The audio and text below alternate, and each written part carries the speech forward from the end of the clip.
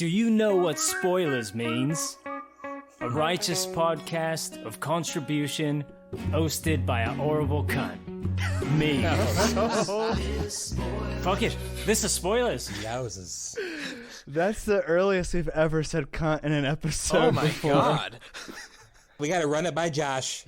That was amazing. No. Fast and Furious 4. New stunts, same cunts. I think Oh, that's a spoiler. right. I did my research, okay? Goody gumdrops. Hello and welcome to Spoilers. I'm your host, Corey Kylo, hosting tonight's movie, Snatch, directed by Guy Ritchie, which is brought to you by Brother Brian, friend of the pod, Patreon subscriber, brother to us all. A good man. And thorough. And really, my brother, so. A brother to us all. All of us. Yes. I don't know what that was. Now, let's introduce everyone. We'll go through everyone one at a time. Brother Brian has provided tonight's opening question, which is, have you ever punched someone or been punched in the face for reals? With a Z. I'm going to go first, and I'll keep it kind of short, and then we'll go through everyone else. I have both been punched and punched many times in my life. Sober? Yes, that too.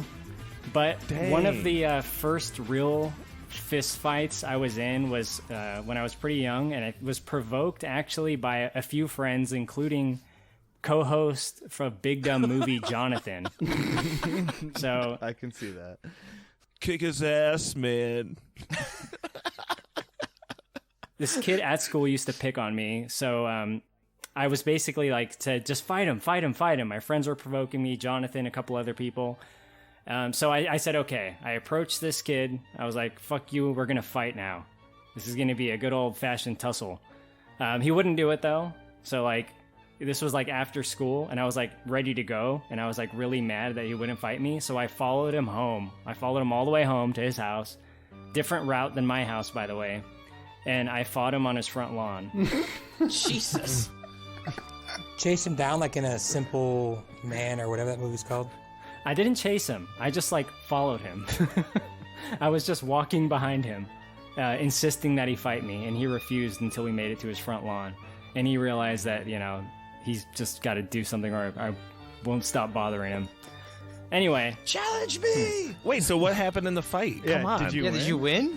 Yes, I did. Nice. I was taking Taekwondo back then, so I did punch him, but I was mostly kicking, you know? Because I was the little Mr. Karate Man. Whoa, that's an insult. Did you Okay. have a doll in your backyard that lit up if you kicked it in just the right spots? Yeah, my grandpa showed up and he was like, light up the eyes, Corey, light up the eyes. You know, I was a half an inch between victory and defeat. But anyway, I want to go through you guys. Now, I'm going to go through you guys in order of who I think is the most violent to the least violent. Oh my god. Oh, that's fun. Yeah, so listeners, be sure to write in and tell us which member of the pod you think is the most violent. But anyway, naturally, Brett, you're up first. Oh. That's funny because I've literally never been in a fight. I've never punched anyone in the face, and I've never been punched in the face. I guess internal rage doesn't count. You never fought your brother? God, no. Have you seen my brother? My brother and I never, ever fought about anything. I threw him up on the cabinet at our house in Bloomington once, and I saw fear in his eyes for the first time. But no, Bull crap. no. Ask him. I'll interview him for the pod. I also tied him in an arm wrestling match one time when he was really drunk, and I just had to know the next time, and he killed me. So I have been in the boxing match, and I boxed somebody that I should not have boxed, and he actually broke his hand on my head, and he missed the first game of the football season. He was like the best player. Oh so my god. I guess I won that one. Brett, you're like the Terminator. You're like the T-800. Like, he punched you and his hand just breaks. Yeah, well, yeah, he definitely gave me concussion. I was hurt really bad. But nope, never been punched in the face, never punched anybody in the face. All right. So you're wrong. I'm not violent. I still say you're the most violent, but next up, second most violent of the pod, Pappy. Whoa! Clearly.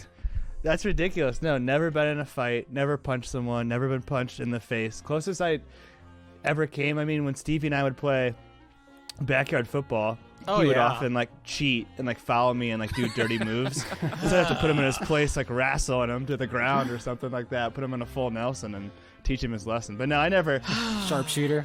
I'm a lover, not a fighter, Kylo. Not a wrestler either, right? Not a good wrestler, no. I can wrestle. I went defeated in junior high wrestling, so, and the kid I beat, well, I think I've told that story before. I don't need to say that again. But yeah. Not exactly peak Modine. He won a gold medal, but not in the regular Olympics, I'll put it that way. Champion in life. All right, next up on our violent scale is, of course, Stevie, the man who cheats to win. Oh, that makes sense. Okay, so this is making me sound really awful. Do you guys remember that game Clay Fighters? Or Oh, yeah. Fuck yeah. Ichabod Clay. Cool, Mr. Cool. Thank you. Anyway, so like when I was 7 years old, yeah, because around 6 or 7, there was this Bad neighbor. Mr. Frosty. There was this neighbor kid that like lived across the street, and he was the same age but like way bigger than me. He had like an early growth spurt, and I remember I beat him like in back-to-back rounds of Clay Fighters, and he kicked me in the leg really hard, and I went full attack mode and started kicking him. I mean, full-on soccer, like field goal kicking him as hard as I could to the ground. And I remember, like, I just kept kicking him in the hip as hard as I could. Like, just nonstop. He ended up, like, doing this blood-curdling scream. And, My God. yeah, it was a whole thing. It's called a death rattle. Yeah, he, like, had, like, this blood-curdling scream. This sounds... Okay, I was 7. God. And I remember my dad came down, and this kid was, like, bawling his eyes out. And so my dad had to like walk that kid across the street to his parents and like tell him like what had happened. And I just remember I got in so much trouble and I got Clay Fighters taken away from me for so long. Stevie, I'd like to imagine your dad walks in, the kid's crying on the ground, you know, in pain, and you just go, he fell. If I only knew. Yeah, but yeah, his scream still kind of sticks with me. That was kind of sad.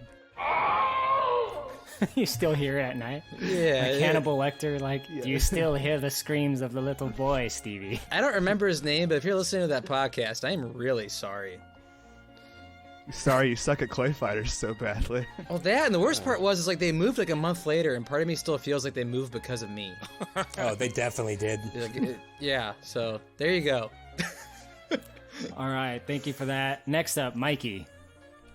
No, I've never been in any sort of fight. I'm much too funny to get in any sort of altercation like that. Can probably just talk my way out of that sort of situation. And no, nobody's ever punched me in the face. I'm way too fast for that. So, no. And tall.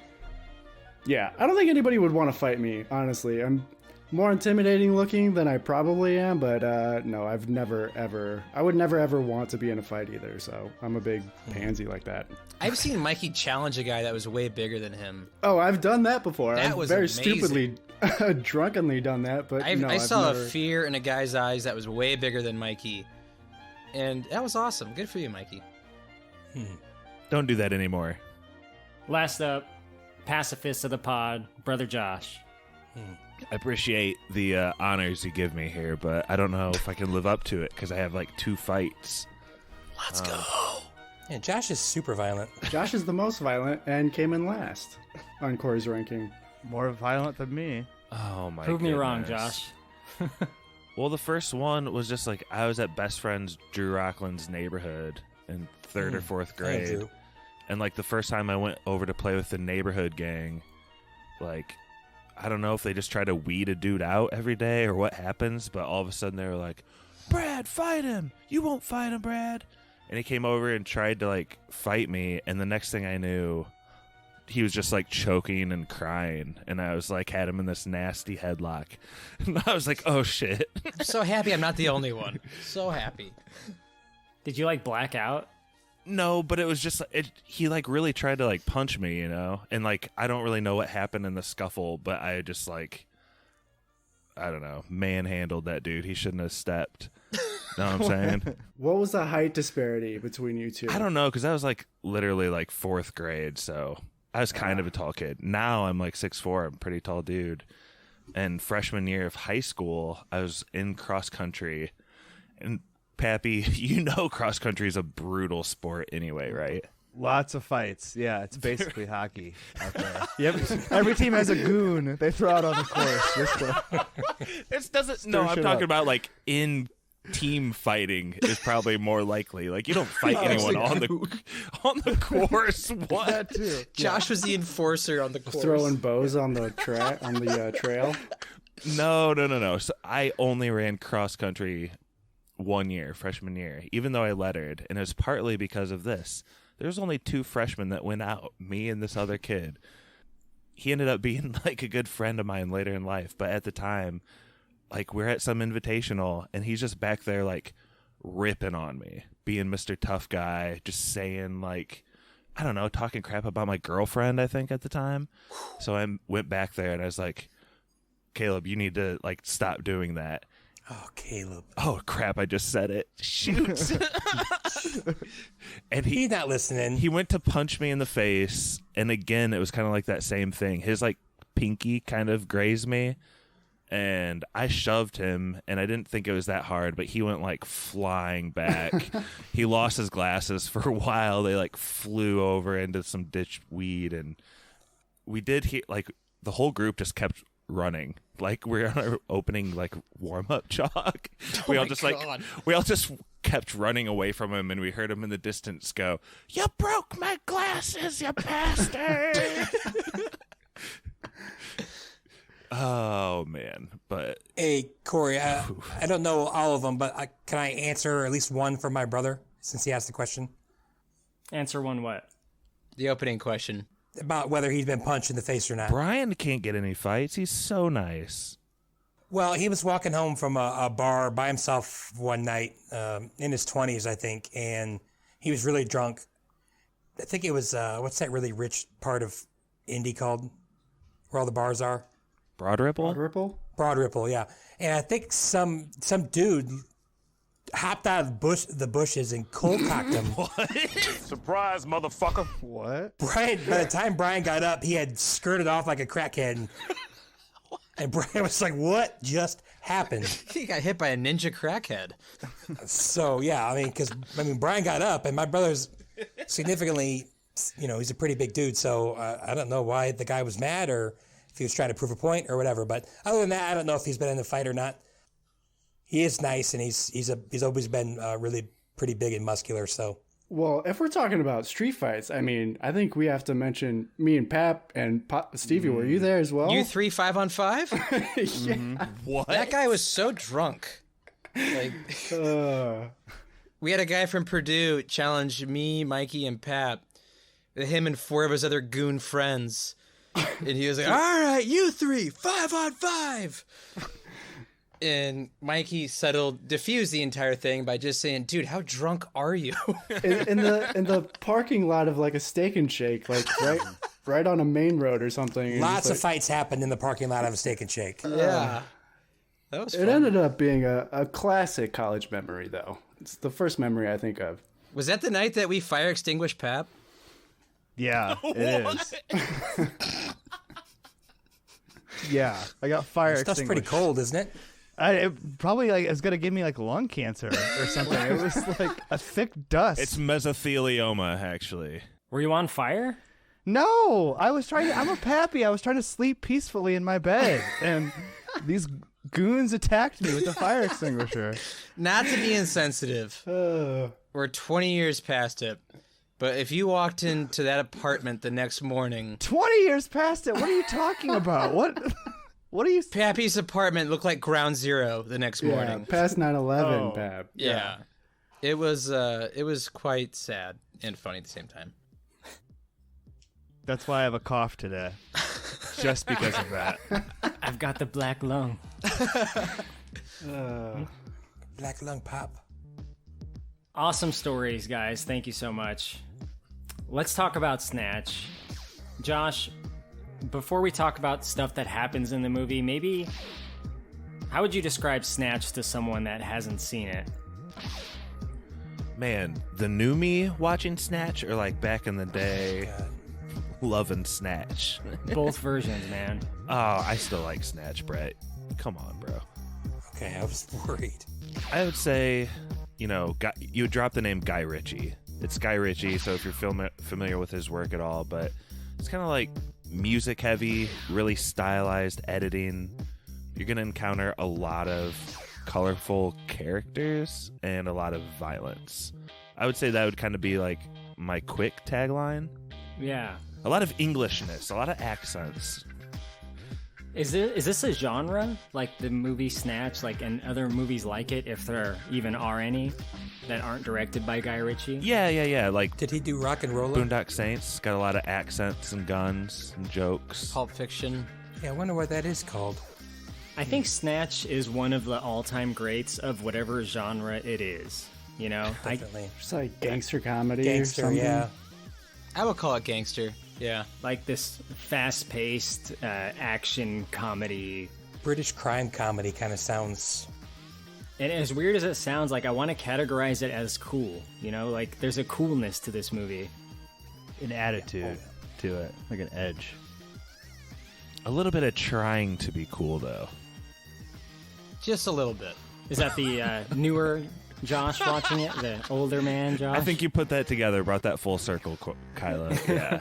But, like, to this movie's credit, there's a phase in my life where I was fully bought in on that. And it's fun to be bought in that. It's almost regrettable that I watch movies a little bit differently now. But I still can enjoy this movie, Corey. I'm not trying to down it. For sure. No, it is good. Well, let's not stand on ceremony. Pappy, the movie Snatch, kick it off. I love the intro to Snatch. We meet Turkish and Tommy in the same place that the movie will end. But the real highlight for me is the opening robbery scene. Two things. One, the way it's presented. It's got these like security monitors, I guess. And as Benicio Del Toro dressed as a full-on, very severely Orthodox Jew man walking through this diamond store, like it kind of like mirrors his path through the store, so that it goes to the left monitors as he moves left through the frame, and as he goes up the elevator, it moves to like the upper monitors in the thing. Like really creative, but I love that. also the topic of conversation is hilarious. Yes. Like, can we even have a Christ-like character anymore, Josh, if he's not born of an actual Virgin Mary? So they came up with the prophecy, behold, the virgin shall conceive and bears a son. You understand this? It was the virgin that caught people's attention. It's not every day a virgin conceives and bears a son. We have a few Catholic boys on this pod. Are any guys offended by this? What he's basically claiming that the whole Christian religion is based on A mistake. mistranslation. Why would he think that? Why would a Jewish guy think that? He probably read it in a book or something.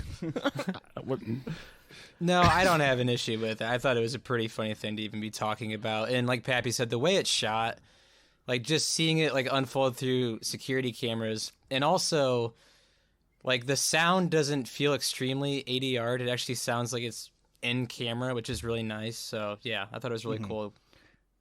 Even just the creativity too of like when they get to the far left one, it's been like just these like sort of wider shots, but he finds a way to make it like basically a close-up, like a four-shot of like the four of them in the elevator, right? So it's even like dynamic moving through those different monitors. It's really cool. I've shown Snatch to a few people in my life that haven't seen it, and more than once someone has pointed out, you know, before anything really kicks off, they see these Hasidic Jews, and people have said to me, oh, that's a fake beard. And I'm always like, just wait. Just wait and see. I love that when someone thinks they're so smart for identifying that, and then like they have no idea what they're in for. You know what it is? It's Grand Theft Auto. That's the genre of the movie. It's just gangsters and like jokes and probably too intensive violence and language is what it is. Is what it reminds me of. That's what I love about you, Mikey, the video game associations you make to things. That's exactly what it is to me. Mikey, maybe you can tell us about like what these supposed Hasidic Jews do. Just, I said Jew, what they do. Yeah, once they get into the, I don't know, the top offices or the safe or whatever, they are like greeted by security guards and like they get metal detectored, and Benicio Del Toro is like, what do you want me to do, drop my pants? And then the security guard is just like, just go. And so they get in with all of these guns, they get in the office, and then they like rob the place. And Benicio has some great lines. Frankie Four Fingers, he's like, "Where is the stone?" And they're like looking for this giant diamond that is apparently in this safe, and they take off with it and escape later in a van. Where's the stone? Okay. Where is the stone? Where is the stone?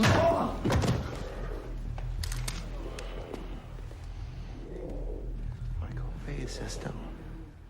For sure. It's just a heist. I don't know why they had to dress like Hasidic Jews. I think they were just like disguised as this guy's friend to get up there, but yeah, that was their way in. Yeah, no, I quite like that. It's like, all their security guys out front are just going to be like, oh, it's the Hasidic Jews that always come in here. They don't know the difference. But the main guy that they are stealing the stone from recognize him when he sees them up close. But I really like that heist moment. It's just so cool and fast-paced, and it has these like crazy transitions that you don't really see in movies. Right, Josh? Maybe you can like help identify what that is, but like the camera like does like a 360 and then it like goes to the next guy, you know what I mean? Like the camera like barrel rolls in between people almost. There's kind of a reason you don't do that, because like you pull the frame out completely to spin it, and you're seeing like the sides of it, and so you're just revealing a lot of black negative space. So a lot of people avoid that because, I don't know, to kind of show black as kind of faux pas. But so on one hand, it's like, yeah, there's a reason that's not done too much, but on the other hand, like, it's just fun to see, and there's like some really creative ones they do with like spinning a diamond and then it's in another person's hand. And I also quite like, Corey, just the introduction of characters in this. It just also feels very GTA, I have to say. The title, like how each one gets their title and the cool transitions. Yeah. Loading screen. Yeah, just to kind of go balls out for fun and a little bit of familiarity that, like, there's a cast of characters here, and there's like a want as you go along here to kind of keep track of all of them, in a sense. Isn't there, Corey? I think so, for sure. It's tough on the first watch or two. Yeah, I mean, that was so long ago, it's hard to put myself there again, but I could see that. What I'm reminded of is, like, I think Suicide Squad tried to do this in some ways, with, like, this really cool intro, and they each get their own little title, and there's, like, the sweet rock music playing. It didn't really succeed, but it tried. I feel like we're doing the movie a little bit of a disservice by not talking about the very true beginning which is the end of the movie. Happy mentioned that. All he said, Brett, is that the movie ends there. Do you have anything else? Oh, no, I just like the introduction to our two main characters. My name is Turkish. Funny name for an Englishman, I know. My parents-to-be were on the same plane when it crashed. That's how they met. They named me after the name of the plane. Not many people are named after a plane crash. That's Tommy. He tells people he was named after a gun. But I know he was really named after a famous 19th century ballet dancer. Known him for as long as I can remember. He's my partner. Doesn't mean we hold hands or take windy walks. What it really means is I try to keep him out of as much trouble as he inflicts on me. I give him a hard time. Keeps him in check. But really, he's like my brother. What do I know about diamonds? I'm a boxing promoter. I was a happy boxing promoter until a week ago. And then, what do I know about diamonds? Don't they come from Antwerp? I'll say this because I didn't think I had seen Snatch, and then I watched this, and I've 100% seen Snatch, but just not in like a really long time.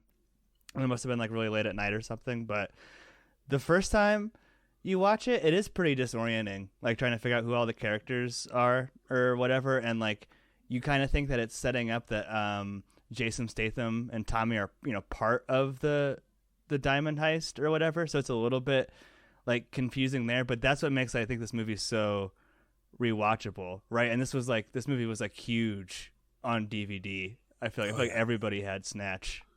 Yeah, and VHS, but yes. We can't just breeze over as well, right? That Snatch is another word for vagina, as alluded to in your opening spoiler, Corey. Is it really? I feel like it is, right? I'm kidding, Pap, of course. 100%. Yeah.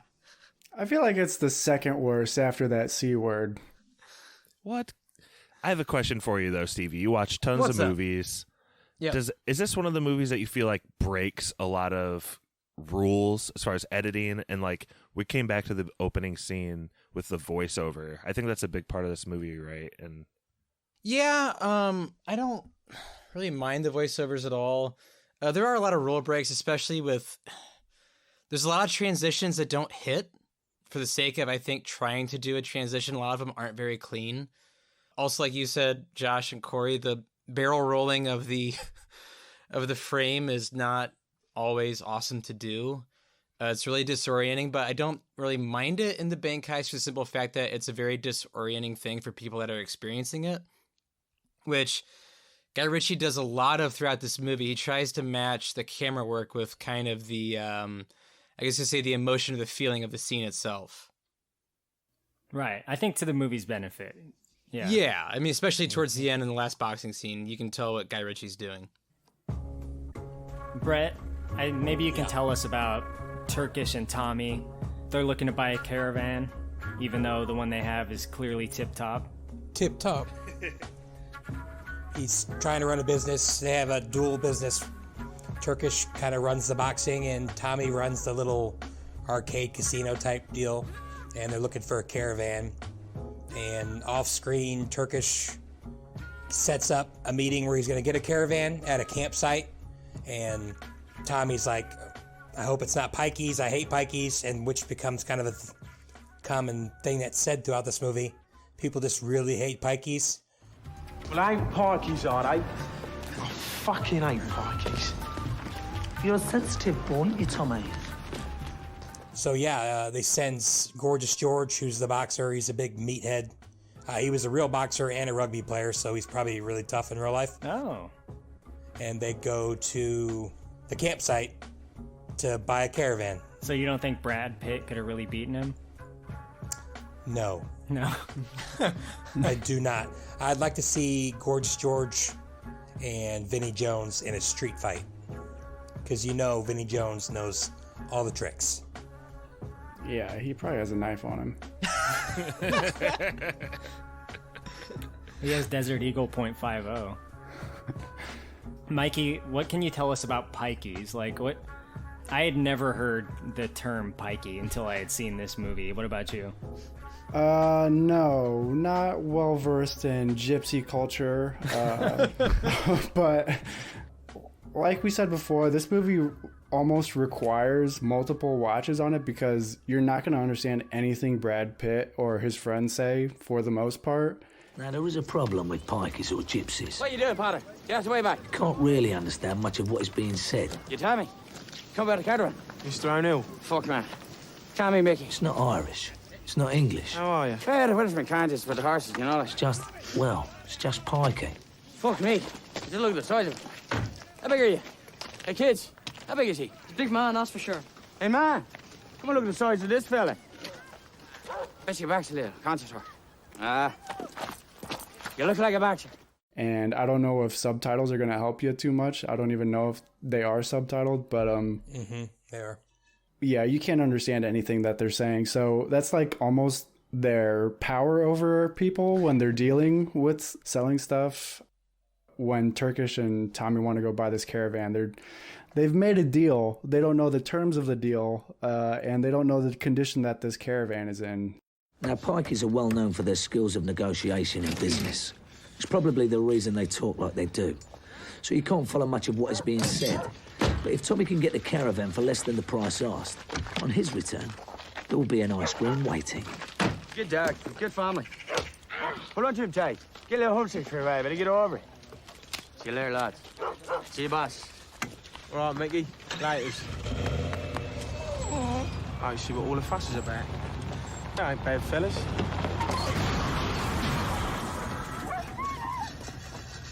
So they've gotten a bad caravan. The wheels fall off when they try to take off, and Gorgeous George and Tommy really are pissed off and want their money back. And it immediately escalates from there because they didn't understand them. They didn't get their money's worth out of this caravan. And Mickey has like escalated it to, yeah, we can settle this with a good old fashioned gypsy fight where he knows that he has all of the advantage over Gorgeous George.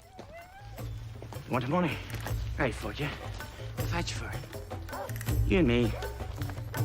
It's funny because like when you type in pikey to Google, because I was trying to do some research, like it tries to autofill like pikey bare-knuckle boxing videos. Like there's like so many results of like long bare-knuckle boxing videos amongst the pikey people. I don't know if that's like a slur for me to say, but it kind of is, but it's definitely a derogatory term. But I don't know any gypsies, so we're canceled. Pap's gonna have to do an hour and 40-minute Lindsay Ellis apology video.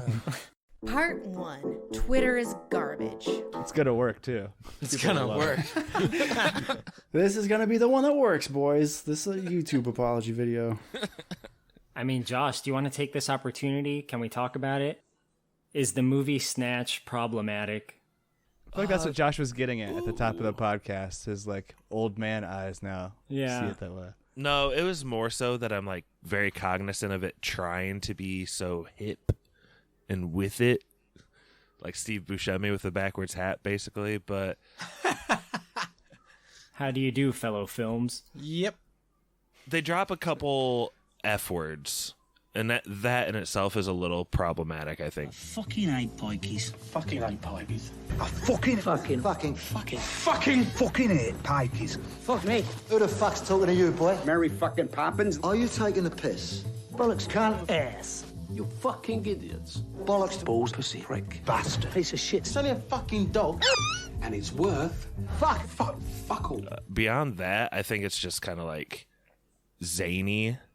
So, like, how harmful can it really be, I guess? I don't know. That means cigarette in England, Josh. Is it, like, derogatory towards Russians? Or, like, maybe. There's probably some stuff I'm blind to. A Russian? Well, to be technical, he's an Uzbekistanian, but... Uzbekistanian? I've been dealing with those sneaky Russian dogs. No, I don't think it is. I was just wondering what you were going to pull out of your ass if I asked that. No, I got nothing. Josh, do you defend the Russians? Are you a Russian apologist, Josh? A Cossack apologist, Josh? We could say there's no gender representation in this movie. If we wanted to, I don't know, make something up. A lot of dudes. Dad, you told us. A lot of dudes. A lot of old dudes, not very young. I don't think I'd want to be the one woman in this movie. It's probably for the best. They're twins. Those are two different people. And the bookie? The one set of DNA. And the bookie, who's probably the toughest person in this whole movie. Twins aren't people. They're half souls, and that's not really... Yeah, try again, Brett. They're not gingers, Josh. They have souls. Brad Pitt's mom. Oh, yeah. And she dies.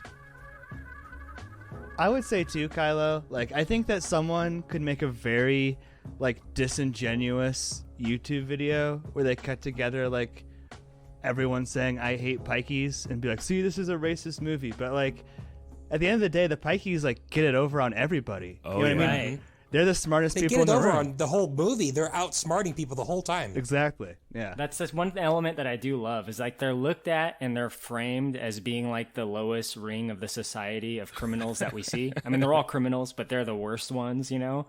They're dirty. They don't like live lavish lifestyles, but in actuality, they have like a stronger community and they're basically smarter than everyone. They fucking hustle everyone in the whole movie. They hustle the hustlers. It's great. You say they, but it's really just Brad Pitt and a bunch of mumbling dudes behind him. And his best friend, the dude with the mullet, Love the curly that ass guy. mullet. That guy, yeah, It's crazy because he's like maybe one of the main characters in Lock, Stock, and Two Smoking Barrels. Yeah. He had a much smaller role in this. I wonder why. He has my favorite part in the whole movie, too. Even to this day, just still crack up. I'd like to think, Brett, that he was probably originally going to do Brad Pitt's role because Brad Pitt came into production kind of later. Yeah. Like he wanted to be a part of the movie and they're like, yeah, we'll have you be Mickey. So that was kind of my thought process. But I do like that dude in the little bit he's in this movie. Darren, I think his name is. Yeah, it's he's actually third billed, Jason Fleming. damn. He's got to be like best friends with Guy Ritchie or something. We're going to take every line away that you have, but we'll list you third. That's like my favorite part. He only has like 3 lines. Me too. Got some taws on you. Josh, what's your favorite part is? With the little pamphlet? No, it's after Brad Pitt's mom dies and Turkish and Tommy go out there and he pops out of the trailer looking to like start a fight. He says, he goes, you got some tars on you. What the fuck are you two doing here? Down, come on. You got some tars on you. Back out, Dad. Back out. No, it's when Turkish and Tommy are there and they're saying they want a caravan for Mickey's mom and he hands the photo. Oh, yeah. And then he like wipes his nose. I always remember the nose wipe. So that's my moment. I also love about like the Pikey camp and characters. They're like 20 years behind on everything. Like all of their fashion looks like it came straight out of the 1980s.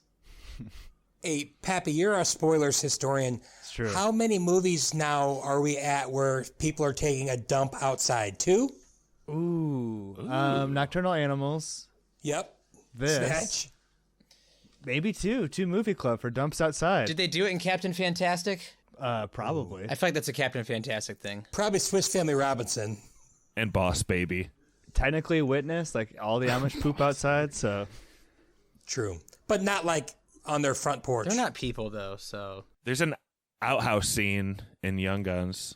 Young Guns, yeah, you're right. That counts, Josh. That counts. Outhouse. It's out of the house. So 5-6 movie club. Pooping outside is one of our top billed actors in spoilers history. Stevie, what's up? Let's talk about some of the other characters. Boris the Blade, Boris the Bullet Dodger, Boris the sneaky fucking Russian. He finds out that Frankie has this diamond, and he arranges a way to try to get it for himself through some other guys. Maybe you can kind of expand on that. Yeah, so his brother kind of sets everything off in motion by telling him that, you know, Frankie has this briefcase attached to him with a diamond the size of a fist in it. And that's when, I love it when his brother goes, you know, no one can know it's Russian, don't hire idiots. And so who does he hire? The 3 biggest idiots in the entire movie. Mm-hmm. Vinny, Sol, and Tyrone. And pretty much their job is to hold up the bookies, get a hold of Benicio Del Toro, and they get $50K. The funny thing about Benicio Del Toro's character is he has a horrific gambling problem. So everything's kind of coming into a head real quick. You know, nothing good ever happens whenever you handcuff a briefcase to your arm. No. Nothing ever it really limits good you. happens. Yeah. Puts a target on your back. It's like getting into a secret thing by using your eye, like an eye swipe. You know what I mean? That eye's coming out. Eye's coming out. Demolition Man, Mission Impossible, Avengers. Oh yeah. Corey, there's one moment in here that is really exemplary of the editing stuff I was talking about earlier, and then I'll drop it. But it's when they've already showed like that cutscene, you know, where they show Benicio Del Toro like partying with girls with champagne, winning a bunch of money, losing a bunch of money. They've showed that once, and then like later, 15 minutes later in the movie, someone's like, yeah, do you want to come down to this like betting ring or whatever? And you see a look of it in his eyes, and then they cut back to like a similar montage. It's kind of like a trust your audience thing at that point, but he just couldn't resist. I don't know. I think it's more just funny. I guess it depends on how you look at it. What did you think Right. about like the almost fantastical? It's not exactly a montage, but when he's getting fitted for a suit and he's like in a totally different suit Each every time. 15 I seconds. think he has 4 different outfits on. I think that's what I read. Yes. It's like almost fantastical and like obviously could never happen in real life because the conversation is so short, but it's just so funny. I like to think when they show his gambling problem and he has these like Vegas flashbacks, my mind connects to Fear and Loathing in Las Vegas, you know? Yeah. Are you ready for that? Checking into a Vegas hotel under a phony name with intent to commit capital fraud and a head full of acid? I sure hope so. 30 minutes. It was going to be very close. I'd like to think that's why they don't want him to go back. They're like, stay the fuck away from Johnny Depp. But I wanted to talk a little bit about Vinny, Soul, and Tyrone, them trying to rob the bookies, because I think it's like, for me, one of the highlights of the movie. Wouldn't you agree, Mikey? Yeah, this might be like the funniest scene in the movie for me personally. Yeah. It just goes wrong almost instantly. The whole lead up to it is so funny to me as well because they find this guy Tyrone to be their getaway driver and he has a hard time just even getting out of the car, and they're like, what is this guy gonna get away from? It's like, this guy isn't gonna get away from. Get away from? Yeah. So they're just all roasting each other in the car, and Tyrone is like super uptight too because they have that dog. They got the random dog from Pikey's, which I guess every time you do a deal with Pikey's, you get a dog. Like, I remember he says, "Stop that dog dribbling on my seats." And like, his car's stolen, Tyrone. Exactly. I love when they're in the pawn shop and the dog like runs out the door and he's like, "Don't worry about the dog," and Porcelain Boy's like, "I wasn't at all." Yeah. But yeah, they try to rob this bookie, and of course, all bets are off because Gorgeous George has gotten knocked out and he's like in the hospital. So like they have to switch fighters, so all the bets were canceled, and that's when they try to go rob this bookie. How you doing, Vince? I'll be doing a lot better. You stop using my name. Fill that back. All bets are off. I am not in here to make a fucking bet. Appreciated, but all bets are off. If all bets are off, then there can't be any money, can there? I ain't fucking buying that. Well, that's handy, because I ain't fucking selling it. It's a fact. What have you got? Nothing, really. A few coins, but no notes. So there's absolutely no money in this building, and he's losing his mind because they need this money, or they need to rob this bookie because they think that Frankie Four Fingers has placed a bet with this giant ass diamond here, and they're gonna steal it. They don't know that they're stealing this diamond, but they're trying to rob the place, and yeah, they know they need to get the case off him for Boris. yeah, but it's all gone horribly wrong and in the most hilarious way. Right. The only thing the woman at the front has is like a bag of pennies, like this like burlap sack of pennies. Just for show. My favorite part is where he like holds up the guy with the briefcase that's in the building and that isn't Frankie Four Fingers, and he's like, "You've got 5 fingers." He's so upset about it because he's looking for Frankie Four Fingers, and it's just like, wrong guy. And they got this insane shotgun for the job, this like ridiculous looking gun. What's that? This is a shotgun, so? It's a fucking anti-aircraft gun, Vincent. Yeah, well, I want to raise some pulses, don't I? You'll raise hell. Never mind pulses. So like, it's probably even more ridiculous for them because there's like no guns in England.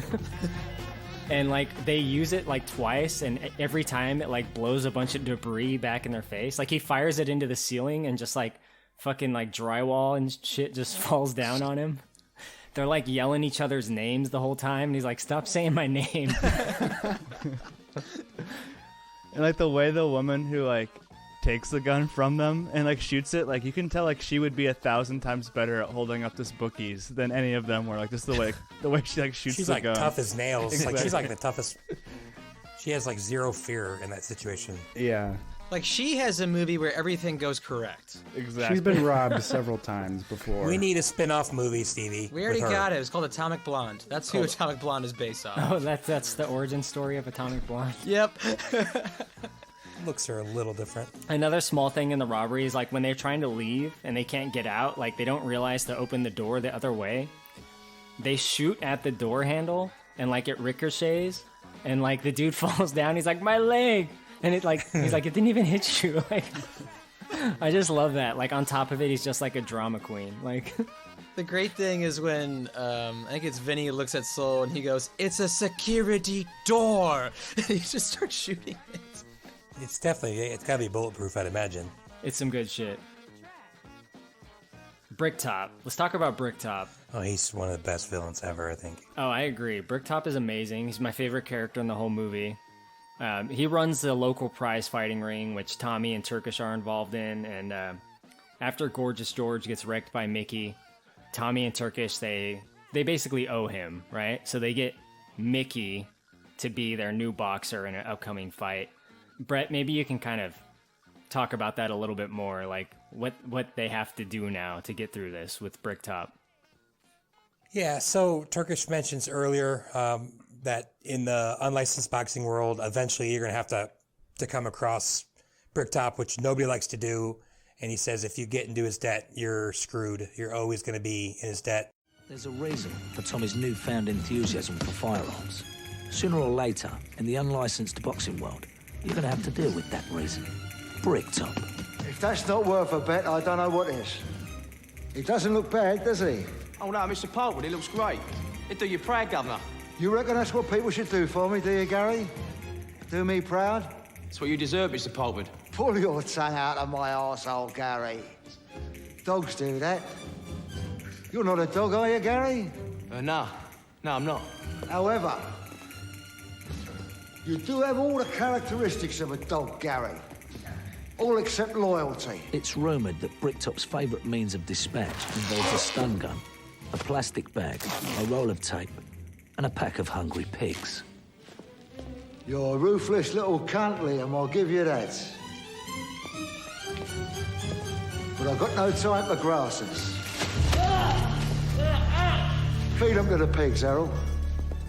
Of course, first time dealing with him, he screws up. And Bricktop, who's super, super angry that this has happened, basically says, like, to make it up to me, you will have your fighter go down in the 4th round. And he's just an awful, awful person. I mean, I think he implies multiple times that he will kill both of them if they don't do what he says. So, what is it about him that's so memorable to you, Brett? Well, his accent's great. His teeth are gnarly. He feeds. Yeah, his mouth, his teeth. That's exactly what Guy Ritchie said, almost word for word. I saw an interview and he said about the actor, his name's Alan Ford. He's like, he's got great teeth and he's got a great accent. Yeah, he's, I think he's an East Ender or something like that. But yeah, he is obsessed with pigs. He like almost literally never gets his hands dirty. He's got 2 humongous bodyguards. Actually, I hope this is true, but there's a fact on IMDb that cracks me up, and it's like textbook Sean Connery. I don't know if you guys saw that bit of trivia. Do tell. Like, he somehow got the script and he wanted to be a part of it. So they said, well, watch Lock, Stock, and Two Smoking Barrels. And they actually set up a screening for him. And he came out and he said something like, that's a great movie. You guys can't afford me. Because he could tell that it was, bare bones. Lock, Stock had something like $1 million budget or some like ridiculously small budget. Well, there's some funny things about this, like in the boxing scenes. Like when you see people and then the camera flips to a different part, those are the same people because they couldn't afford enough extras. So they just had to move the people over and over again. Oh, yeah. And this is what Guy Ritchie considered like his big budget movie. And I'm sure it was at the time. 10 million, yeah. $10 million bucks. I mean, this is, before The Gentleman and all that, before Aladdin. Aladdin. His magnum opus, Aladdin. But yeah, Mickey is gonna fight for Bricktop and Turkish and Tommy, and there's just small shit in this movie that I really love. Like, I love seeing Mickey in the corner, like in the ring when the fight's about to happen, and he's like wearing his little pikey hat, like in the ring, and he's smoking a cigarette. Like, he looks so out of place compared to everyone else. He's all like, and they scruffy. start booing him, and he like does the jerk off signal. Yeah, I love that. But of course, he does not go down in the fourth. He is a pikey, and he's not to be trusted. Another small thing is like Bricktop's all mad that he didn't go down, so he's like leaving the warehouse that they're having this boxing match in. He's like storming out, and like all the mob guys are giving him shit, but like one like low level shithead like starts talking to him. Thanks for the tip, Bricktop. Yeah, that dude. And Bricktop just like stabs him in the sack. Brutal shit. Oh, the fucking pikey's put me in it. Well, thanks for the tip, Bricktop. Listen, you fucking fringe. If I throw a dog a bone, I don't want to know if it tastes good or not. You stop me again whilst I'm walking, and I'll cut your fucking Jacobs off.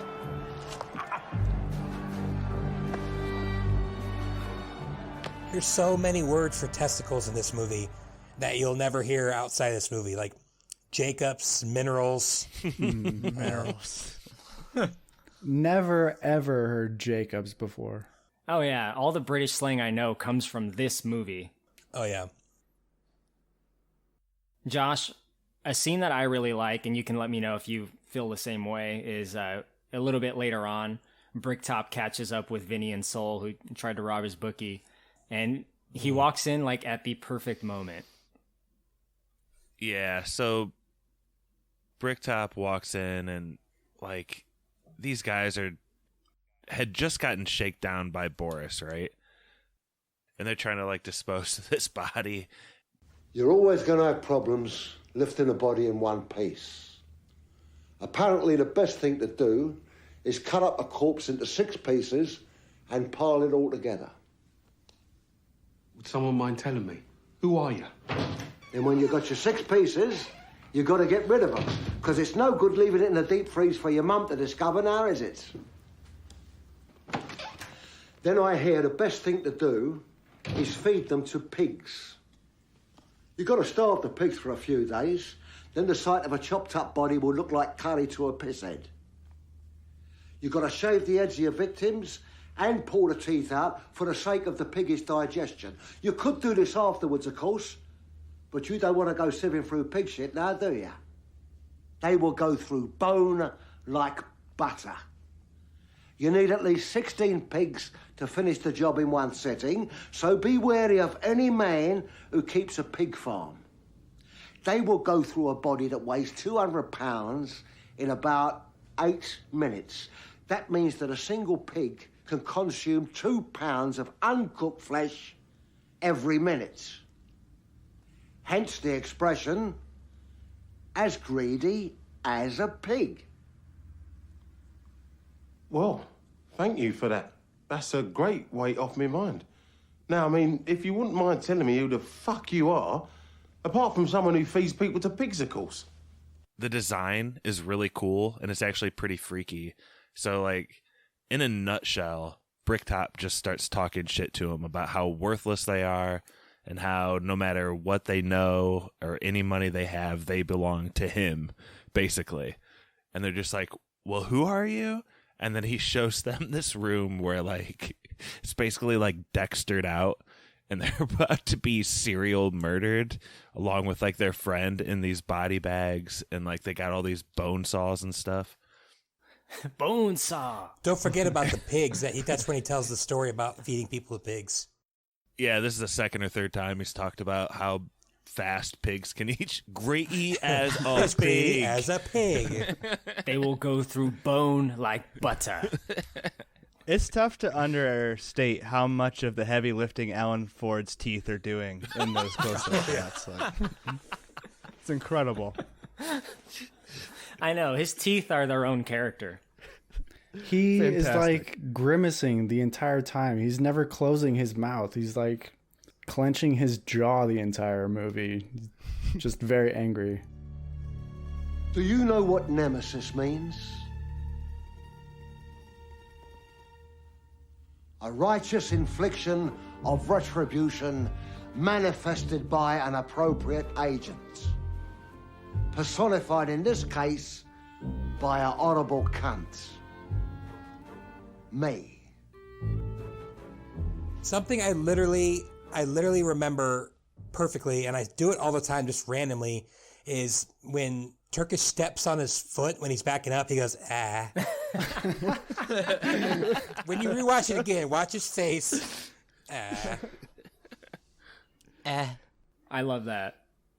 Stevie, don't you love Dennis Farina? Haven't you isn't it killing you not to talk about him? No, not really. I was about to get there, actually. Wait, you don't really like him, Stevie? Oh, no, it's not killing me not to talk about him. I love Cousin Abby. You got a toothbrush? We're going to London. Do you hear that, Doug? I'm coming to London. Evie! Shut up and sit down, you big bald fuck. I think he's a hysterical part of this movie, and his character actually matches the tone of this movie, unlike so many other characters. So yeah, I love Abby. Whoa, what does that mean? Shade. Whoa. Okay, Stevie I don't doesn't like Snatch? You know, Josh, remember when you said you watched it as an older person and you thought it was trying really hard to be cool? Yeah. I feel like that's like half the dialogue in this movie, and it drives me insane.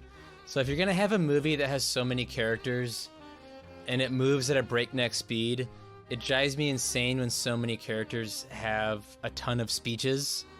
It's not just Bricktop, it's many other characters that have speeches that go on and on. It's like that doesn't match the tone of that character or the movie, and Avi actually matches the tone because he moves really quick and wants things done quick and he talks quick. So that's why I love Avi. I don't like leaving my own country, Doug, and I especially don't like leaving it for anything less than warm, sandy beaches and cocktails with little straw hats. Well, we've got sandy beaches. So who the fuck wants to see 'em? What is the tone of Snatch, Stevie? What do you mean? You're saying a lot of the characters don't match the tone. What is the tone? Moving really quickly. I mean, as far as like the film, the film itself moves quick. It's just sometimes the dialogue and the speeches grind it to a halt. I think the dialogue is what makes this movie. I've always thought that, but I guess everyone has their own opinion. Man, sorry, Corey, I screwed you up. Every pod needs its peaks and valleys, so let's just embrace the valley. And I think that the dialogue is a little bit masturbatory when they repeat so many lines. Masturbatory. I think it's like, oh, that line was clever. Let's say it 2 or 3 more times. I think what you two think is trying to be cool is actually just cool. And that's my opinion. And yeah, you guys are just out of touch. What? Yeah, why are you guys so dour? It's just a fun movie. I feel like all of the characters match the fun tone of the movie. They're not giving fucking Quint and Jaws speeches, Stevie. They're always comedic, lighthearted quips or stories. Okay, I'm sorry. I love Bullet Tooth Tony. Oh my god! But the Desert Eagle speech did not need to happen. Oh god. Oh, I love that. You were talking about self-masturbatory like dialogue. That's it right there. You're obviously the big dick. And that on either side here are your balls. There are 2 types of balls. There are big brave balls, and there are little mincy faggot balls. These are your last words, so make them a prayer. Now, dicks have drive and clarity of vision, but they're not clever. They smell pussy, and they want a piece of the action. And you thought you smelt some good old pussy, and have brought your 2 little mincy faggot balls along for a good old time. But you've got your parties muddled up. There's no pussy here. Just a dose that'll make you wish you were born a woman. Like a prick. You're having second thoughts. You're shrinking. And your 2 little balls are shrinking with you. And the fact that you've got replica written down the side of your gun. And the fact that I've got Desert Eagle. .50. Written on the side of mine.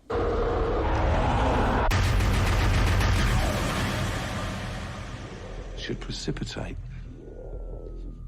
your balls into shrinking along with your presence.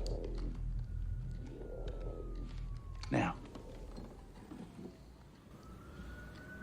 fuck off. If you want to talk about the balls thing, maybe, but the replica in the Desert Eagle has always been one of my favorite parts. So, Corey, Kylo, Pappy, that's like a middle-aged white dude. Yikety yike yike. Lindsay Ellis wouldn't like this. Why is Josh obsessed with Lindsay Ellis now? I feel like he felt left out of all of our talks. Yeah. He's never seen one Lindsay Ellis video, and he's obsessed. You sound like me in 2008. Just quoting her, man. I think Avi is great in this movie. Dennis Farina. It's funny too because there was a time I didn't think this so much in my recent watch, but there was a time when I was like thinking he's the token American guy. You know, he's kind of like faster than everyone else, right? Like he wants to get things done, and people are kind of like aggravated by him in a lot of ways. He's like, "Come on, let's go," and he's like in your face. I hate fucking dogs. Come on, Tony. He's like a rage monster, and he loves America, and he hates being like you say he wants to get done as soon as possible, and he wants to get back home. He cannot stand being away from his home. So, is it very often that a British movie shows like the lone American character is actually being kind of cool? Like I feel like it's usually played off as like the dumbass American. That's only Korean movies. Yeah. He's pretty ruthless, though. I mean, he's okay with opening up a dog. I don't know how cool that is. It's empty. I'm getting heartburn. Tony, do something terrible. No, I'm being serious. The dog. The dog must have had it. Well, then let's have a look, shall we? Tony? What? Look in the dog. You mean look in the dog? I mean open him up.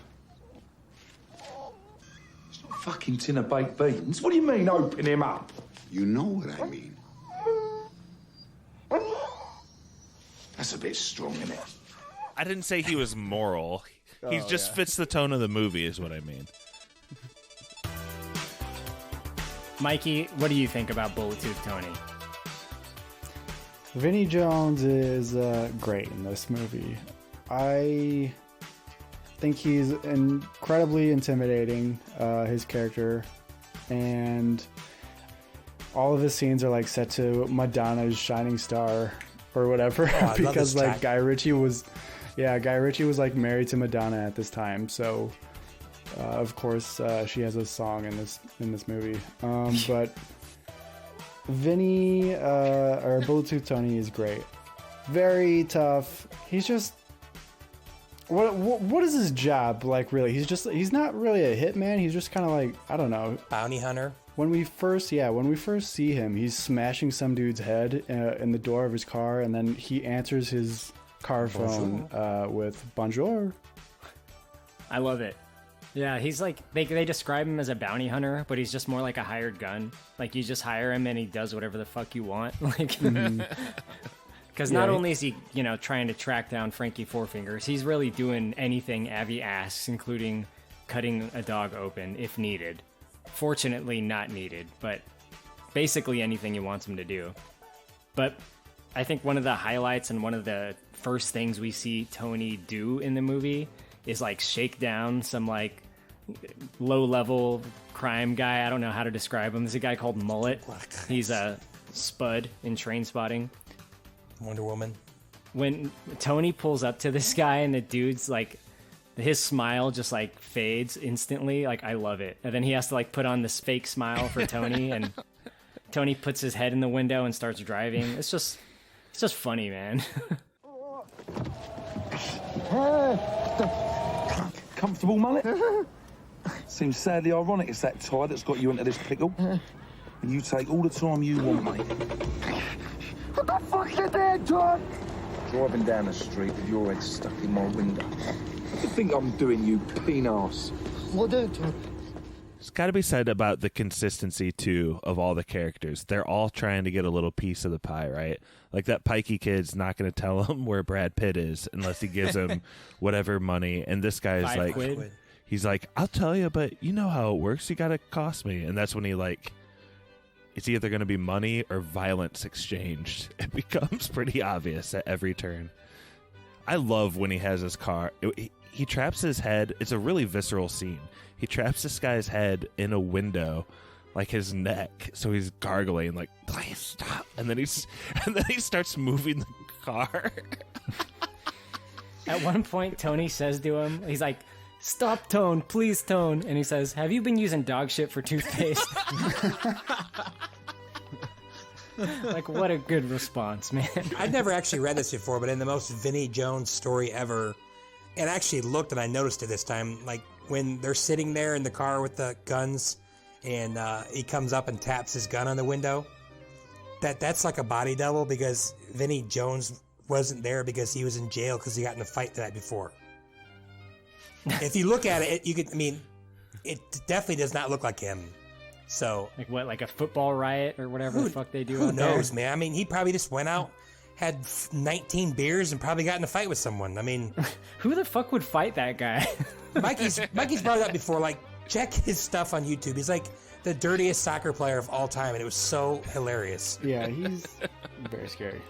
I think you mean football. Football, yeah. Well, I'm an American, so proud to be an American. Bullet-Tooth Tony, like, doesn't really move the story much, though, does he? That's my one, like, little gripe about him is, like, the story is kind of the same whether or not he's in it. He's just kind of there to be a cool character. Yeah. Some characters are just extensions of other characters in this movie. There's quite a few. Right. And he's an extension of Abby. Mm-hmm. He helps them out, like, though, I mean, he's like the violence of those two guys. How do you want to get rid of him? Well, do you want to shoot him? It's a little noisy, isn't it? Well, do you want to stab him? Well, it's a little cold-blooded, isn't it? Do you want to kill him or not? I'll cut him. I got a blade. Yeah, that's the spirit. Rosebud thinks he's violent, and Abby's not violent at all. So he's kind of like his strong arm, I guess you could say. His muscle, yeah. Rosebud. Pappy, we were talking about tone. At some point, the movie takes a kind of a tonal shift when things start to get more dire, when the stakes kind of ramp up. And that is when Mickey's mom dies. Maybe you can tell us about that. Yeah, pretty tragic. So Mickey fucks up in his first fight, doesn't go down in the fourth. Bricktop wants to enforce some consequences, not only for this, but Mickey also saying that he doesn't want to fight anymore. And yeah, I don't know, maybe Stevie, to your point, like the shot of like Brad Pitt in his underwear, which feels like it's like a shot to have like Brad Pitt like basically naked in the movie just for that's own sake. Like him screaming at his mom like burning alive in the trailer, like that's a pretty downbeat. Is that like a tonal inconsistency nitpick that you have? No. His mom's on fire, so I am not complaining. I think this is the hottest Brad Pitt has ever been in any movie. Literally. He didn't wipe his butt when he crapped, so like. Oh, he looks very dirty. Wait, so this isn't a problem for you, Stevie? What are you getting at? You said like the tone's all over the place. I thought this would be a problem for you. I said if you're gonna have one character give a bunch of speeches, fine. But when you're giving many characters a bunch of speeches, then it's like, how clever can I make this? Like I'm just, that's all I said. Yeah, there's no speech here, Pap. It's more of like a music montage, and I think the music is great. Oh yeah, the music is this amazing point. in this movie. Yeah, so I can't complain, and it just like kind of solidifies like how important Mickey's mom was to him. So like he's ready to set the world on fire after this incident. So oh yeah, I mean I love it too. The song that's playing during the scene is great. It really gives you that emotional feel to it. I mean, on top of like what occurred on screen, but you know, music always helps with those kinds of things. But also seeing like the flames reflected in Brad Pitt's eyes, and it zooms in on him slowly, and it's like, you know, something is coming. Yeah, you could see him formulating a plan, like, or just like the rage overtaking him. Yeah, for sure. So he's like the superhero perhaps even Christ character of the movie, right? Like, he's at once the village elder, smartest pikey, I guess, and also he can fight like Achilles from Troy. He can just take a beating. It's unrealistic. It's so fun though, and I love that like the pikeys, this poor people, have this like hero to rally up against. It is kind of like a hero story, low key. It's pretty cool. Yeah, I mean, and unrealistic is, I think, fine for this movie. I don't think that's a knock on it at all. I mean, we had Benicio Del Toro quick changing. Like, that's like basically saying like nothing in this movie is supposed to be taken too seriously. Right. Yeah, I mean, a lot of little things definitely like that, but for sure. The movie kind of continues, and I think after like the heaviness of that and a few scenes later, it kind of like goes back into the comedic area. Brett, there's a pretty good moment, I think, where like a lot of our characters inadvertently collide, so to speak. Yeah, it's one of those things where something happens and you hear it kind of happen off screen, and then you find out what it was. Let's see, Tommy and Turkish, or Tommy's correctly talking to him about how humans haven't figured out how to deal with dairy. I think some of us on the pod can agree with that. He's chastising him about the milk, right? Yeah, the milk. So he grabs it and chucks it, which is just such a douchey thing to do. And you hear a crash, and you don't really know what's going on. You find out later that I think it was it Avi's car or was it Saul's car? Avi's car gets the milk on him. Also, there's a little funny line that always cracks me up when Rosebud has this humongous butcher knife that all of us would crap our pants if we saw, and Bullet Tooth Tony's like, wipe the butter off of that and put it away. There's a proper blade down there, and it's a freaking like samurai sword. It's a sword. It's a pirate sword. Yeah. Then they crash, and it's a hilarious looking crash, and it splits Rosebud in half pretty much. At least that's the joke. And then Saul, to try to prove that his guns are extra loud, which this is just a really good way to lose some hearing, shoots one of the blanks off, and the windows shatter, and they ended up running over Boris the Blade, who had broken out of Avi's trunk because he had been kidnapped.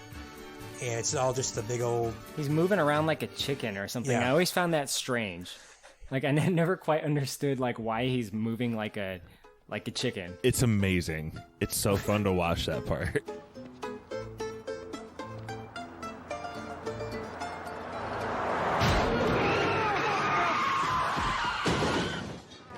Oh, Tyrone, what have you done? I'm guessing it's because he's really disoriented. Plus, he just got like beat up, even though he kicked the crap out of the other three guys.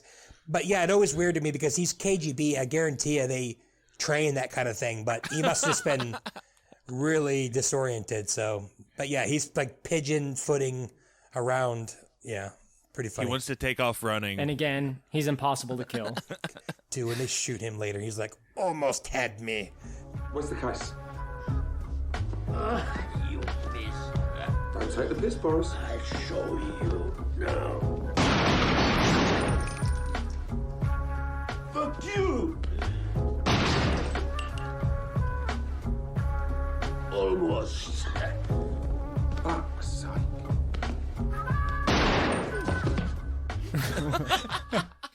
What is your take from that? Like when Bullet Tooth Tony shoots him, does he miss or does he hit him in a non-vital spot? Yes. I mean, I think he hits him in a non-vital spot. Because he dodges bullets. There are no vital spots for him, remember? Those are going into his brain, and he's still totally fine. Those are massive bullets, too. I love seeing Boris the Blade when after he gets hit by the car and he like goes back home and he's like all in fucking crazy mode and he's like talking to himself. He's lost his mind. And he like comes out with like a fucking Predator gun? AK-47 or something. What is it? Well, it's an AK-74, but yeah, it's just like whoa.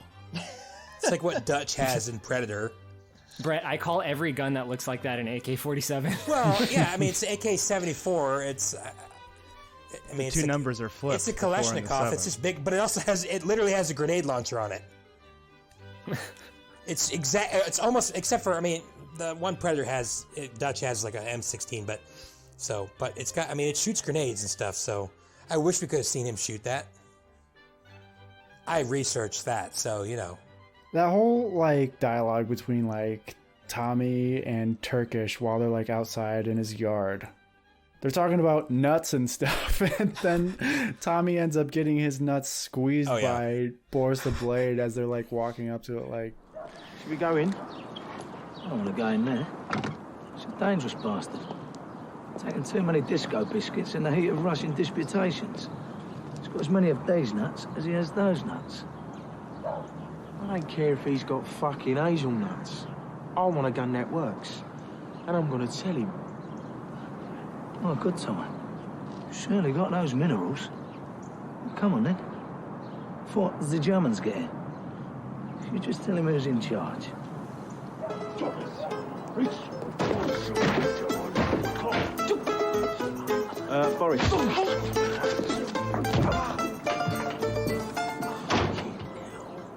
I certainly told him, Tommy.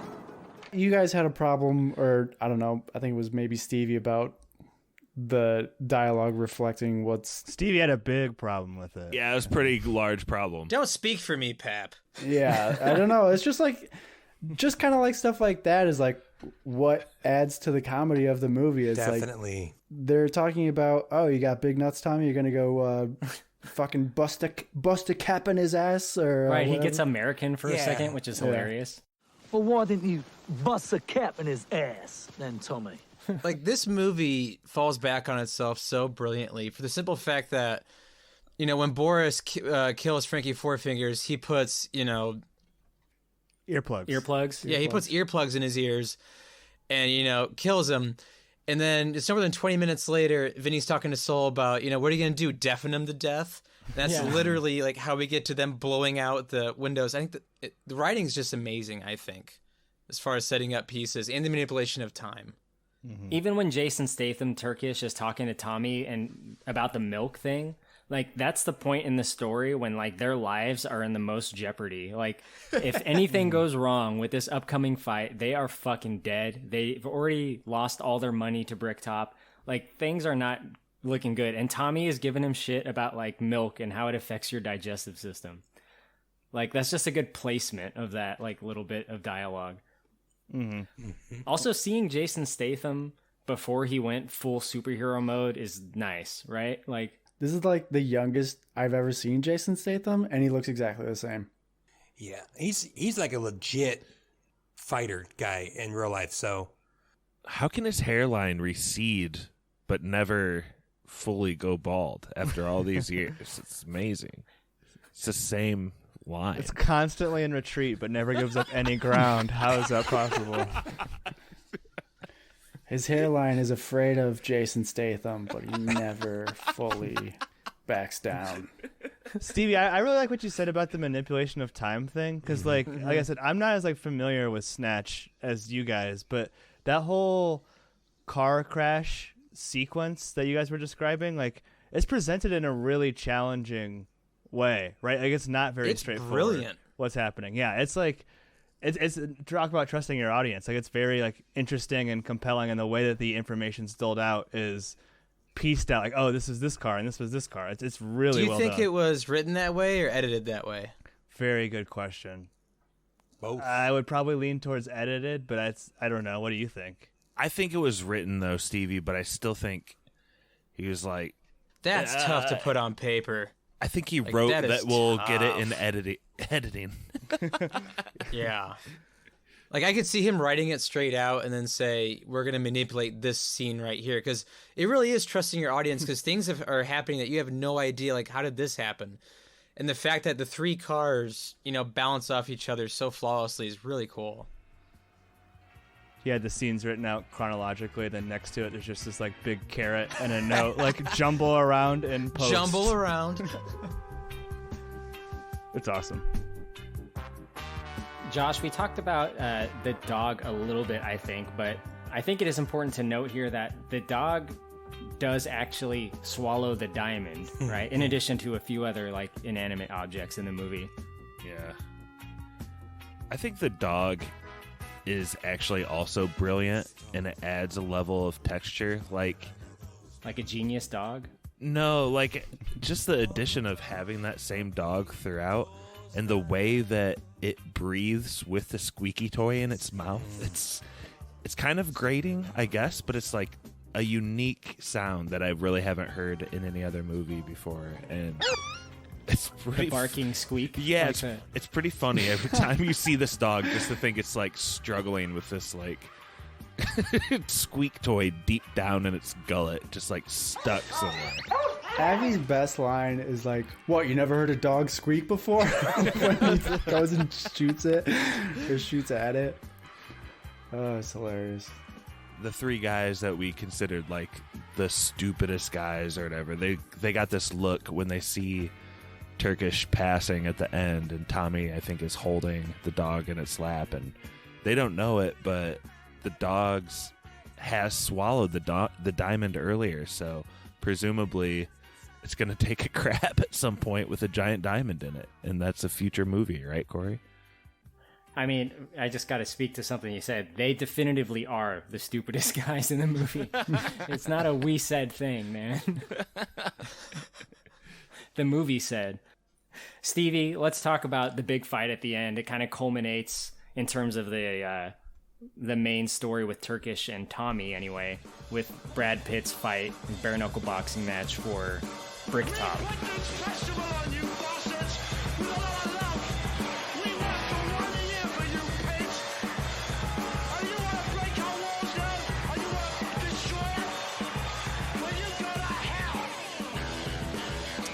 Yeah, this was probably my favorite thing that Guy Ritchie did throughout the movie, which is when Mickey's on his way to the ring and he either fights with that guy or he's not walking in a straight line, he's taking in and out of focus constantly.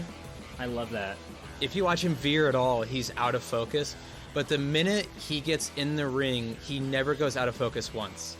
Like, that's literally so cool, the fact that you're telling us, like, this is like his home right here in the ring. It's the only time he's like constantly in focus throughout. The other funny thing, I mean, I wouldn't say a funny thing, but you know, he starts the fight off just like the other fight, which is knocking that dude down immediately. It's like he can't help it. And the zoom ins and the like on the yeah, other the characters. zoom ins and just the faces on everybody, and the fact that he knocks him down again, he doubles down and knocks him down again.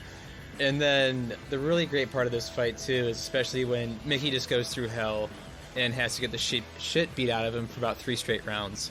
Do you like when he goes to the sunken place and just gets knocked in the next Tuesday? I love it. I personally, I've only got a concussion in football once, but I've never been knocked out by a fist or, like, fighting. I have to imagine it's somewhat similar to that.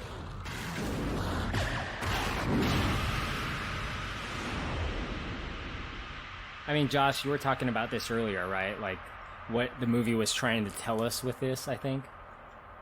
It's like I guess, Caleb. yeah,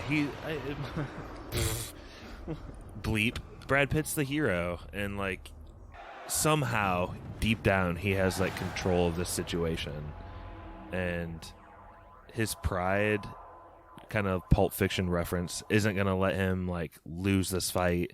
In addition to losing his mom, like, a week ago. So he knocks this dude out, and I don't know, Corey, I think you deserve to kind of lay out the final trap that the Pikeys laid out, because it's so cathartic, right, to see it happen at the end. It is. I mean, as a first-time viewer, like, you don't really know what's going to happen. I think you're led to believe, partially at least, that Mickey, Brad Pitt's character, is, like, just a fuck up, and like he is not going to necessarily do what he's supposed to do here, and then he knocks the guy out and you're like, yep, he's done it again, he's kind of fucked him over.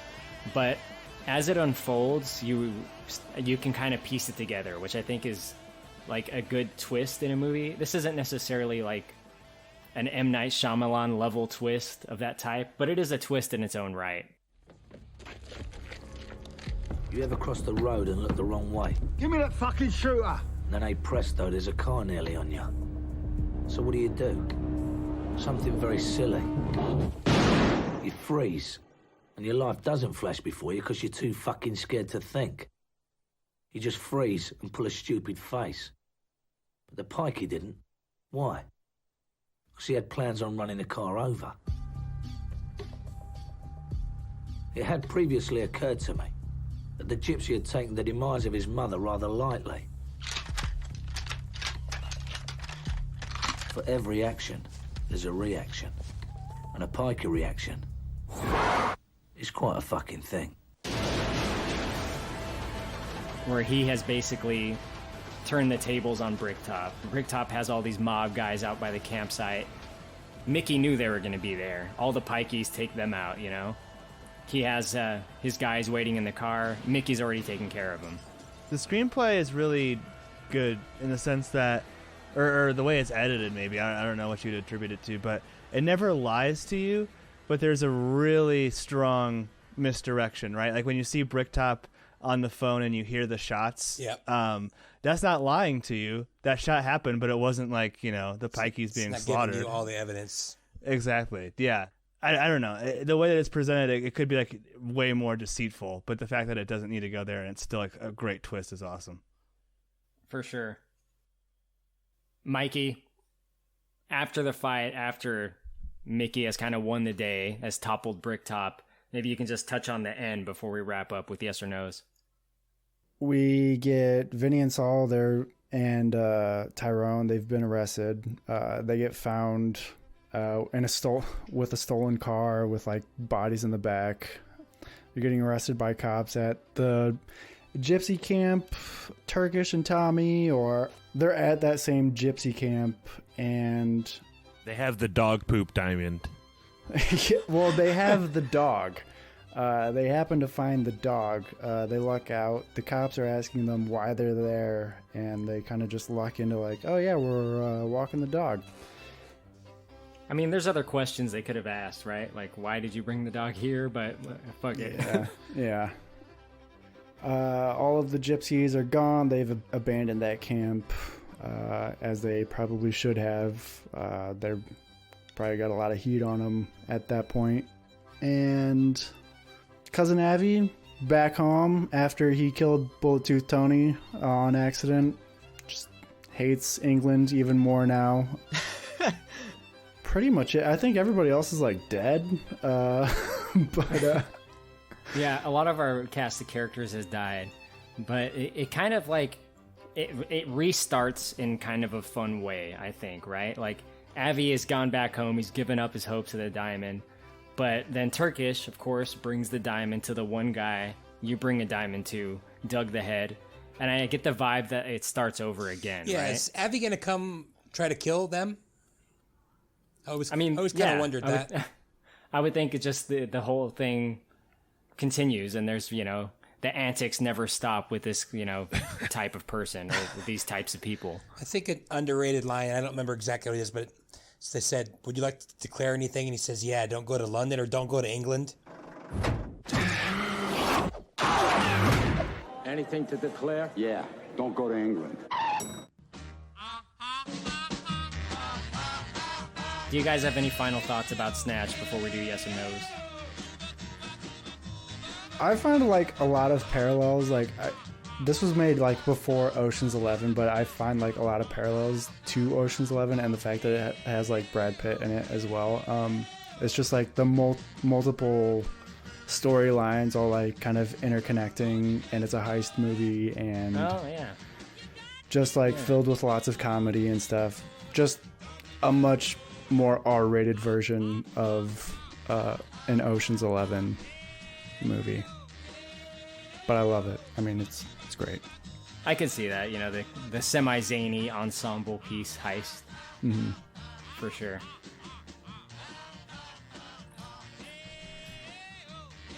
All right, well, let's do yes and no's. I will give mine first. Snatch is a yes. I've loved this movie for a long time. There was a time in my life when I would watch Snatch every single day after school in 11th grade. I would come home from school, heat up 3 corn dogs, and put on Snatch, like every time. Like it was just my routine.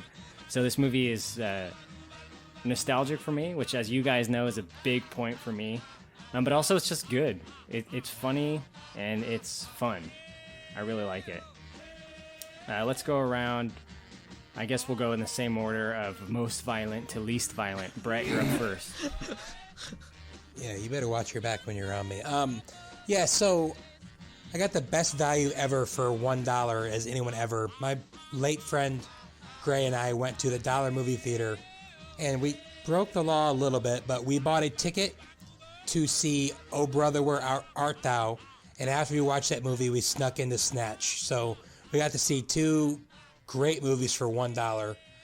This is one of my all-time favorite movies. It's right up there with the movie I've seen the most, probably top 5, top 10. My brother and I watched it so often.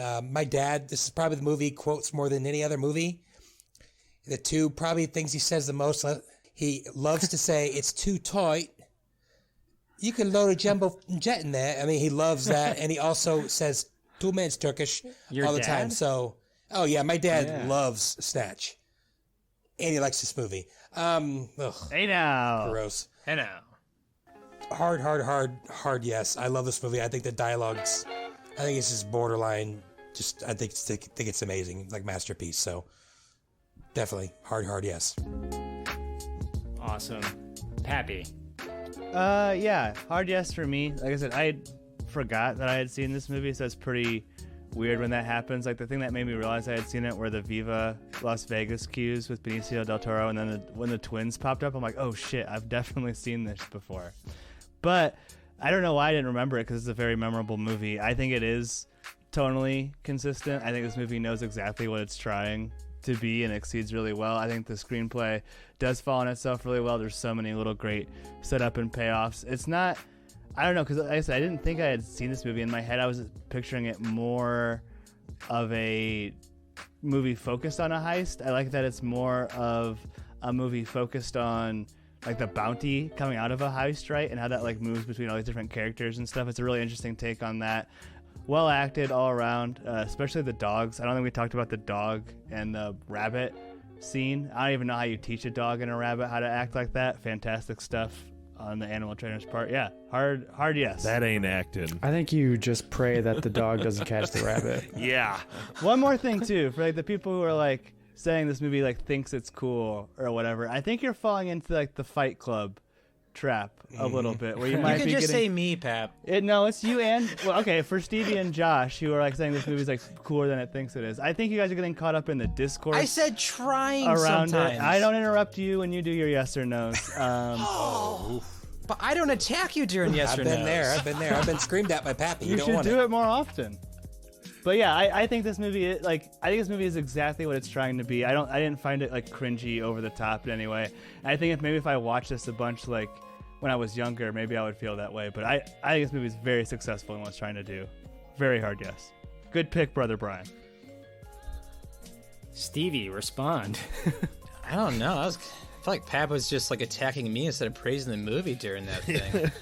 Pat found no flaws in this movie, Stevie. I know. He's like, I think it is tonally consistent. I mean, jeez.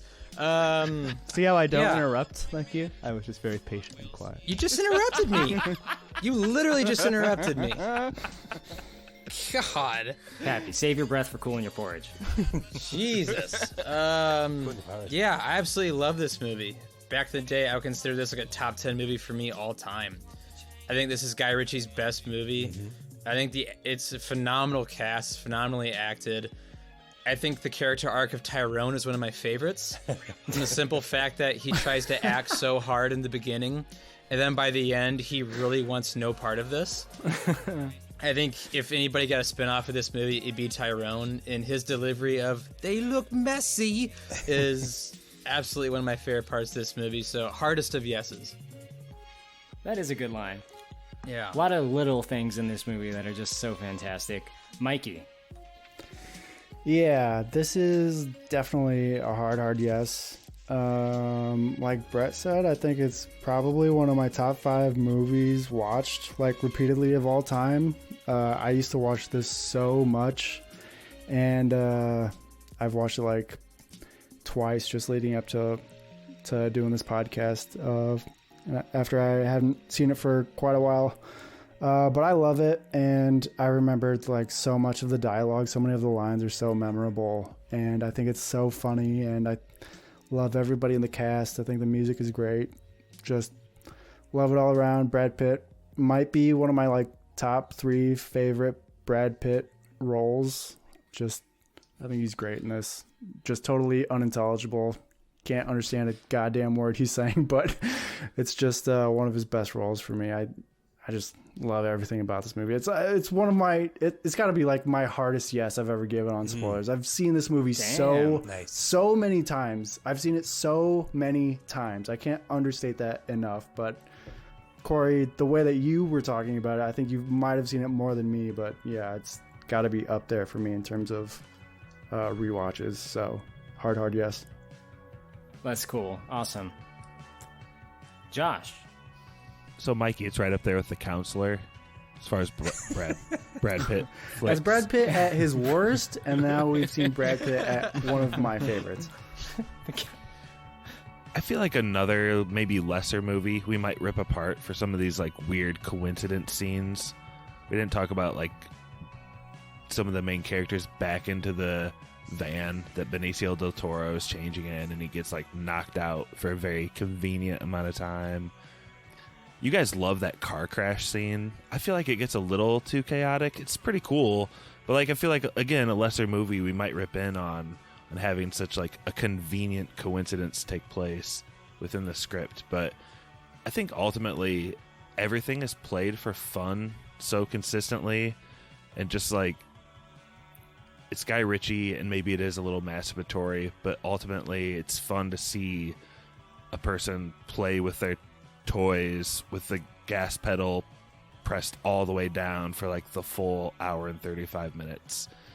It really is entertaining. I think this is like Guy Ritchie's sweet spot where he really hit the mark. And a lot of my negativity, I think, is me just judging myself when I used to watch this movie a lot, like you guys did, just be like, that's not as cool as you used to think it was, Josh. But also it is kind of pretty cool, still pretty fun. Right. So still fun to this day. And thank you, Brother Brian, for suggesting this, because I feel like it might have been a while until we got around to it. Hard yes. I think I see what you mean now, Josh. It's like a self-criticism, right? When you say this movie is trying to be cool, it's almost like you're looking at yourself from when you were younger. I get it now. Okay. But I don't want to admit I'm putting a mirror up to myself. That's embarrassing. I don't want to do that so stuff. Just talk shit about the movie. Yeah, exactly. For whoever's editing this, for a reward for my brother, I hope that we're playing one of a song he freaking loves a ton, which is Golden Brown by the Stranglers. It's one of my favorite soundtrack songs. I know it is one of his too. You guys know what song I'm talking about, hopefully. Every time, just like the last, on the ship, tied to the mast, to distant lands, takes both my hands, never a frown, with golden brown. That's just like one of his rewards. It's just a great song, and I hope it's playing somewhere in this podcast. For Brother Brian, we will get pulled for YouTube for him just to play. Brother Brian, the best man at my wedding. Dinged on SoundCloud again. I doubt the Stranglers are coming after you. Yes, thank you, Brother Brian, for this pick. It was a very good pick. I'm glad I got to host it, so thank you guys for letting me do that. Spoilers crew here. Before we wrap up, we're going to do a quick game of subjective trivia. Oh, no. This is something we've talked about for a long time, and we're going to finally do it with 0 stakes. So, winner of this tosses the spoiler man in classic Patreon pick fashion. We're going to go around, and I want you to give me your best impression of any character from Snatch. Oh, shit. Nice and easy. So we're going to do the same order as earlier. Brett, let's hear it, man. I need to take a shite. That's pretty good. Gosh, Not your bad, not face bad. was inside of your microphone for that. That's exactly what Mickey would have done. Yeah. Sorry. Love it. Pappy, what you got? Oy vey, that Jesus guy is so overrated. Oy. What? Oh, man. He went there. And we lost all the Jewish listeners right there. Benicio? Is he here? Thank you. Thank you. Am I next? Stevie, go ahead. I'm so bad at these. I can do Benicio's, I guess. Let me try this. That is the stone. That's good. That's good. That was really good. That's going to be tough to beat, I think. Mikey did a good one of that earlier, too. Mikey.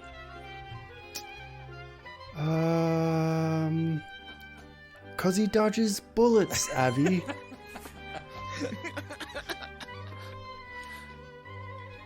Josh. You don't get to make that choice for me, Wanda. Oh, man. I'm not going to play along with their games.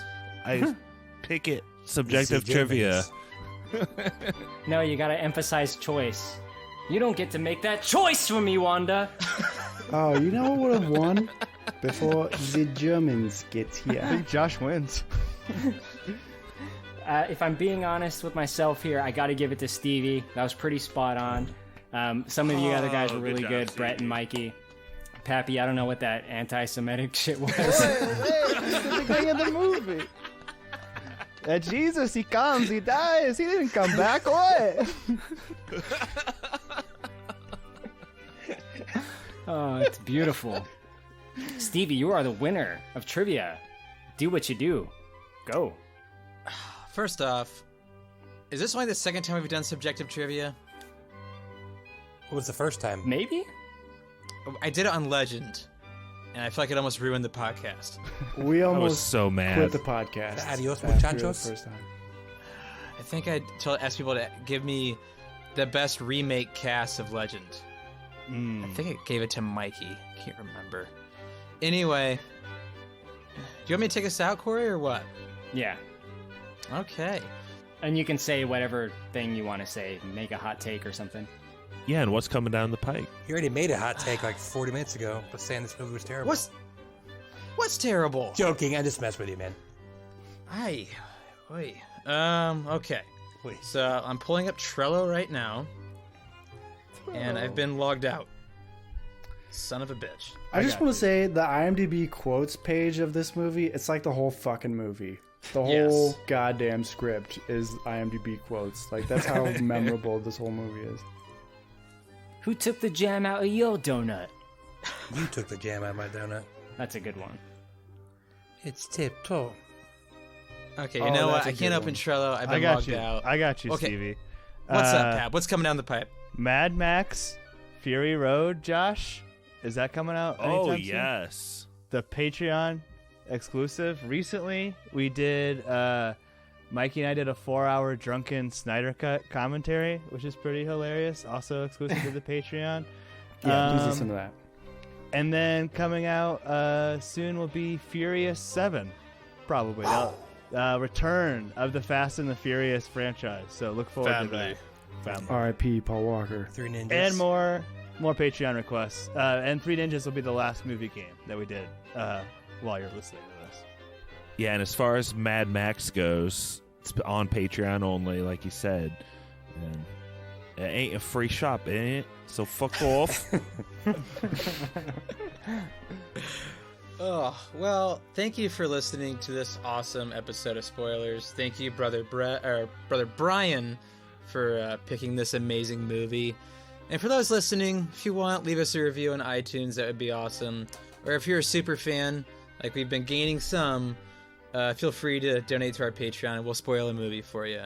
So thanks a ton. Thanks for listening. Take it away, Spoilers Man. Special thank you to our patrons: Matt Troll, Brother Brian, Druid King, Nick. If you'd like to request an episode, hear your name read by Spoiler Man, or even just help us make podcasts, please check us out on patreon.com/spoilerspodcast. Our email is podcastspoilers@gmail.com. Twitter is @spoilers_pod. Our Instagram is Podcast Spoilers. It's lit. Josh Hensley from the Rutabaga wrote our theme song. Our spoilers hotline is 903-776-4507. That's 903-SPOIL07. Please support this podcast by leaving us an iTunes review. To do this, 1. Search for Movie Spoilers. 2. Click on our orange Spoilers Bowl logo and scroll all the way to the bottom. 3. Leave us some stars and some words. Now you can check us out on Spotify, YouTube, Stitcher, Apple, and Google Podcasts. If you enjoyed what you heard today, subscribe on SoundCloud or iTunes.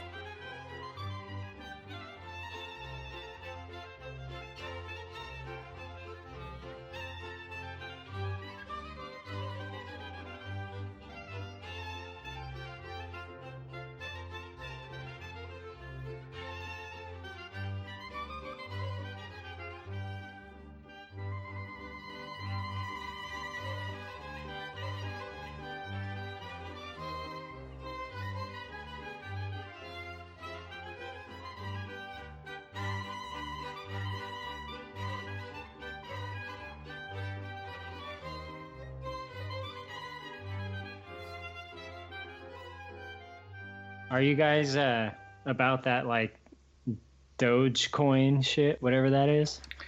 No. No? Isn't it just like exploding right now or something? Yeah, I have several friends posting about how they're making a bunch of money off it right now.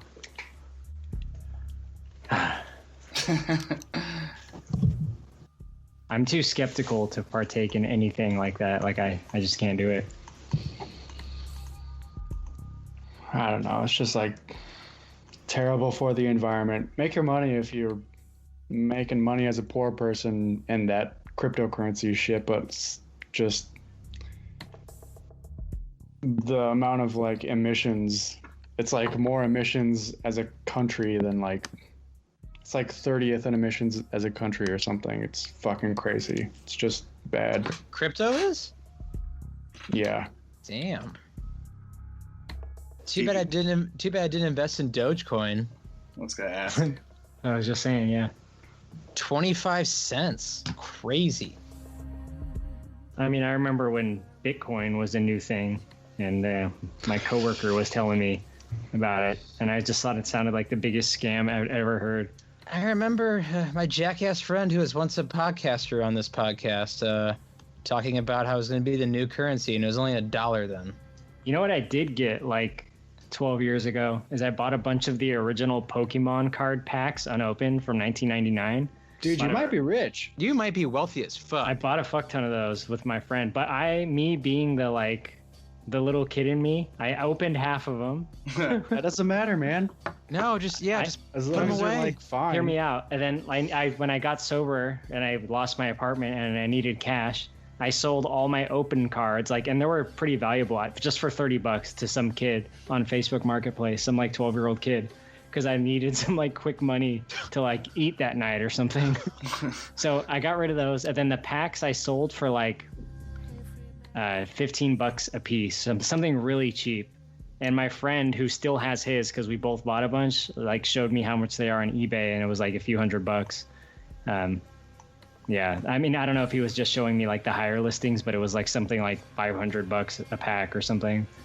I think dude, grade 7 Charizard's going up $30,000 right now. Yeah, that's a big thing on Twitch now is people opening up packs of Pokemon cards. Yeah, just grade 7 original Charizard. It's $30 grand right now. Oh my god, that hurts me to hear. I know grade 9s right now are going for over $100 grand a Charizard. What does a grade mean? You get grade by the card companies that mint it. Right. So you have to have it in good condition. But there's only one grade 10 Charizard. That went for $500. But anything below is in between 50 and 100 grand. The fucked up thing too is my friend who also bought all these cards and still has all the packs unopened. Something like 10 or 12 packs unopened. He's already rich. So it's not fair. He comes from a rich Scientology family, and like, yeah, for me, Is his like, name Zach Horowitz? no, it's not. Ah, bummer. My grandma collected Beanie Babies when they first came out. She had every Beanie Baby, and someone offered her $1 million for them, and she turned them down because she thought they'd be worth more, and they ended up losing almost their entire value. Yeah.